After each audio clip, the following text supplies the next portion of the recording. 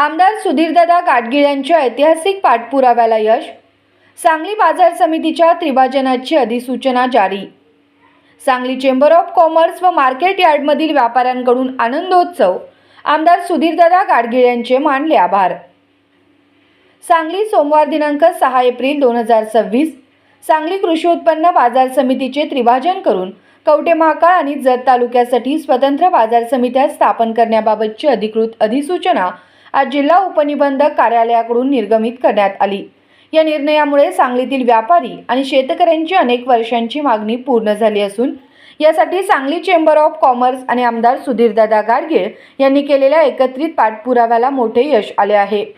सांगली कृषी उत्पन्न बाजार समितीचे त्रिभाजन करून कवठे महाकाळ आणि जत तालुक्यासाठी स्वतंत्र बाजार समित्या स्थापन करण्याबाबतची अधिकृत अधिसूचना आज निर्गमित करण्यात आली.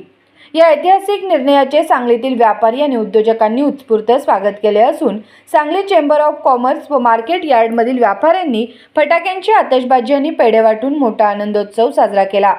सांगलीतील व्यापारी आणि शेतकऱ्यांची अनेक वर्षांची मागणी पूर्ण झाली असून यासाठी सांगली चेंबर ऑफ कॉमर्स आणि आमदार सुधीरदादा गाडगीळ यांनी केलेल्या एकत्रित पाठपुराव्याला मोठे यश आले आहे.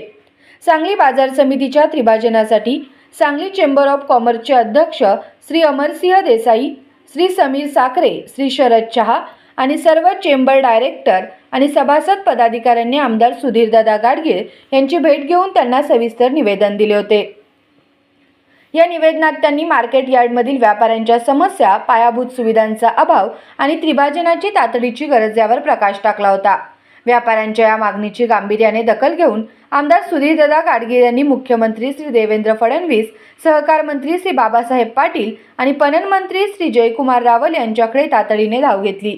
आमदार सुधीरदादा गाडगीळ यांनी मंत्र्यांना दिलेल्या पत्रात स्पष्ट केले होते की सांगली पेठेचे उत्पन्न 80% असतानाही तो निधी इतरत्र खर्च होत असल्याने सांगली मार्केट यार्डातील रस्ते, ड्रेनेज आणि लाईट यांसारख्या मूलभूत सुविधा प्रलंबित आहेत. त्यांनी मुख्यमंत्री श्री देवेंद्र फडणवीस, सहकार मंत्री श्री बाबासाहेब पाटील आणि पणन मंत्री श्री जयकुमार रावल यांची सक्षम भेट घेऊन या तांत्रिक अडचणी दूर केल्या. त्रिभाजनाचा निर्णय जाहीर होताच मार्केट यार्डमध्ये व्यापाऱ्यांनी फटाक्यांची आतषबाजी आणि पेढे वाटून मोठा आनंदोत्सव साजरा केला. सांगली चेंबर ऑफ कॉमर्सच्या पदाधिकाऱ्यांनी आमदार गाडगीळ यांचे आभार मानताना म्हटले की आमदार महोदयांनी थेट मंत्रालय स्तरावर जाऊन हा प्रश्न मार्गी लावला. ही सांगलीच्या व्यापार क्षेत्रासाठी मोठी उपलब्धी आहे. आज झालेल्या अधिसूचनेतील प्रमुख तरतुदीनुसार 3 स्वतंत्र संस्था सांगली, मिरज तालुक्यासाठी कवठे महाकाळ आणि जत अशा 3 स्वतंत्र बाजार समित्या आता कार्यान्वित झाल्या आहेत. सांगलीसाठी श्री सुनील चव्हाण अध्यक्ष व श्री विपिन मोहिते, कवठे महाकाळसाठी श्रीमती अनुष्का देशमुख आणि जतसाठी श्री चेतन जावीर यांची प्रशासक म्हणून नियुक्ती झाली आहे. तसेच आता सांगली बाजार समितीचा निधी सांगलीच्याच विकासासाठी वापरता येईल, ज्यामुळे मार्केट यार्डाचा कायापालट होईल. शेतकरी आणि व्यापारी हितासाठी हा निर्णय होणे अत्यंत आवश्यक होते. यासाठी मला मुख्यमंत्री श्री देवेंद्र फडणवीस, सहकार मंत्री श्री बाबासाहेब पाटील आणि पणन मंत्री श्री जयकुमार रावल यांचे मोलाचे सहकार्य लाभले.